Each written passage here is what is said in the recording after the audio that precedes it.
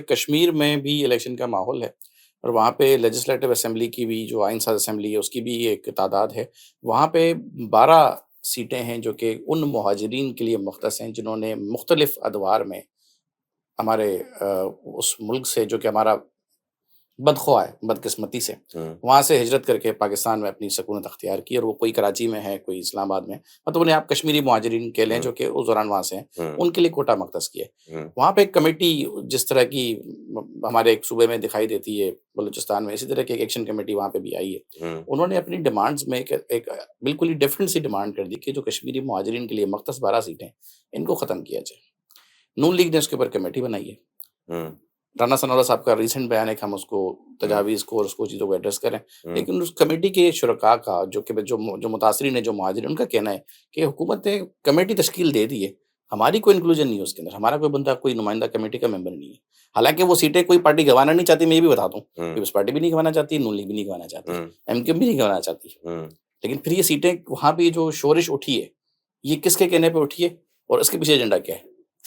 دیکھیں پھر وہی بات آ گئی کس کے کہنے پہ اٹھی ہے بھائی. میری کانسٹیٹوئنسی کے اندر اگر میں ایک منتخب نمائندہ ہوں، میں ایم این اے ہوں یا ایم پی ہوں، اگر میری کانسٹیٹوئنسی کے اندر میں کام نہیں کر سکتا تو اس میں کہاں سے آواز اٹھی ہے یا مجھے کون کام کرنے نہیں دے رہا، یہ ایک سر الگ اس میں تو براہ راست ملک یہ دشمن ہماری عناصر دیکھیں یہ شامل ہیں۔ ہماری بنائی ہوئی باتیں ہیں.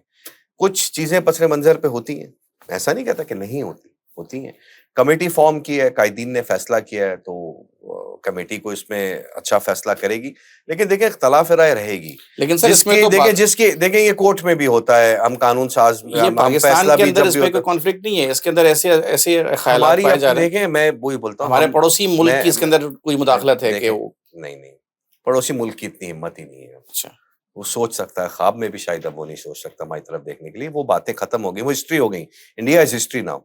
تو اللہ تعالیٰ میں کہتا ہوں انڈینز کے لیے بھی میں دعا کرتا ہوں کہ ان کے لیے آسانی والے معاملات کرے، کہ وہاں پہ ایک ایسا جنونی اور پاگل قسم کا ریسسٹ قسم کا آدمی ان پہ مسلط کر دیا ہے کہ جس کے دماغ میں کچھ بھی نہیں ہے، صرف اور صرف اس کے دماغ میں ہے کہ بس اس نے کچھ نہیں کرنا، پاکستان سے لڑ جاؤ، مسلمانوں کے ساتھ یہ کر دو. خیر میں اپنے ہندو بھائیوں کا، اپنے مسلم ہندو بھائی جو وہاں پہ ہیں ان کا بڑا مجھے درد ہے. میں ان کے لیے دعا کرتا ہوں کہ اللہ تعالیٰ ان کے لیے آنے والے معاملات کرے اور ان کے سر سے یہ مودی کا جو ایک عذاب نازل ہوا ہے وہ جلد سے جلد ہٹائے.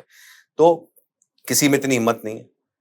پاکستان ایک مضبوط ملک ہے، پاکستان کی آرمی مضبوط ہے، پاکستان کی سویلین قیادت مضبوط ہے، پاکستان کی گورنمنٹ مضبوط ہے، پاکستان کی عوام ساتھ کھڑی ہے. جب ہماری ملک پہ بات آئے گی، ہمارے آخری اختلافات جتنے بھی ہوں ٹھیک ہے، ہم مانتے ہیں کوئی ہم پنجابی، سندھی، بلوچی، پشتون، یہ ہمارے آپسی میٹرز ہیں، ہم اپنا کھیلتے کودتے رہتے ہیں ان چیزوں پہ، یہ ہمارے آپسی معاملے. جب پاکستان کی بات آتی ہے، جب پاکستان کے اوپر بات آتی ہے تو ہم صرف سارے کے سارے، نہ کوئی ہمارے میں پنجابی ہوتا ہے، نہ ہم میں کوئی بلوچی ہوتا ہے، نہ ہم میں کوئی سندھی ہوتا ہے، نہ ہم میں کوئی پختون ہوتا ہے، نہ اس میں کوئی اردو سپیکنگ ہوتا ہے.